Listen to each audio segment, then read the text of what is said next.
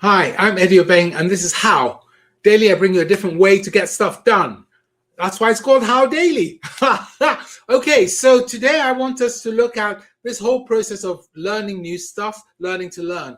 I'm going to try and show you how to improve your ability to learn and also that of the people around you. If you have people working around you, how to actually tease them and figure out how to probe and poke them so they can learn more effectively firsthand. So let's jump on Cube and let me walk you through Learning to Learn. Okay, and here I am. I've logged in with two computers. So this is my actual other Cubot because I always check what I'm doing. You can be more than one place. That's the joy of Cube. You know, you can just do all sorts of strange things like be in more than one place, have more than one conversation at a time, and so on. So this is me on a different computer wandering around, and this is me on the computer we're on, sitting and enjoying myself. So let's jump in and let's have a look at Learning to Learn. So learning is a funny thing, you know. For a start, most people really don't like the word because it brings with it connotations of teachers and school and smelliness and all that stuff. And most people don't like it. So I'll tell you it from a different angle so you can have a look at what that means. So when I was younger, I learned how to do this thing called driving. And I learned how to drive in one of these. It's called a Mini. It's a really small car. And I got in for my first driving lesson. And the inside of a Mini looks a bit like this. This is the old ones. You can see just sort of flappy pedals and a steering wheel with a round bit. And this is this thing here. I think that's a gear stick. I mean, it's very basic.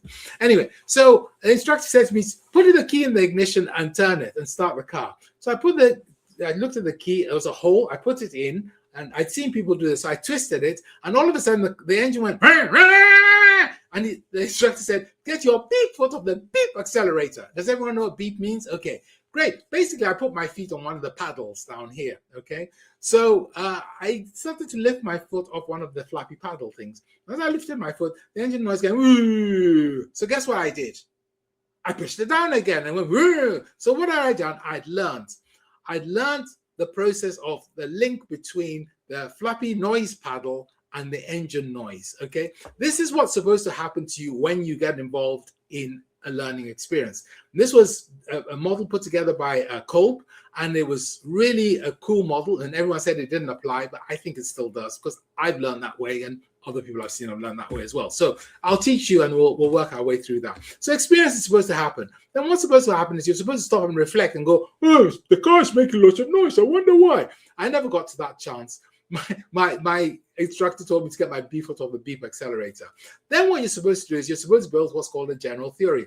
Oh, if I press my foot on the flappy pedal thing, then it makes lots of noise. That's an if-then. That's just a very simple general theory, a little causality link, okay?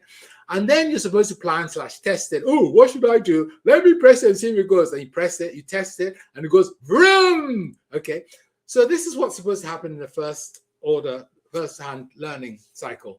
Problem is, most of us aren't good at all four stages. We have our favorite stages, okay? So, for example, if you've ever watched Mr. Bean, for example, he's always doing things, Mr. Bean, Mr. Bean. He never figures out anything, and therefore he can't learn. So he just keeps doing all the wrong stuff over and over again.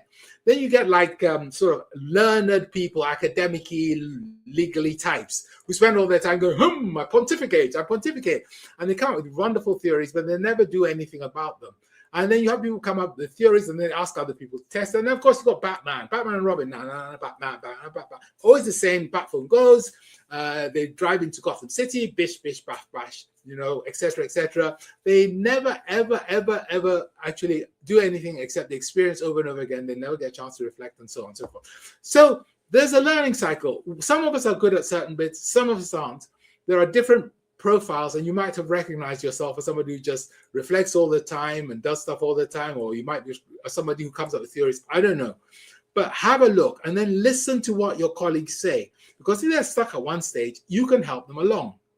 If you want to really work out exactly what sort of mathematically is going on, then you probably need to do the quiz of the Learning to Learn quiz, and it's here, and the instructions are down here, and you literally just fill these in.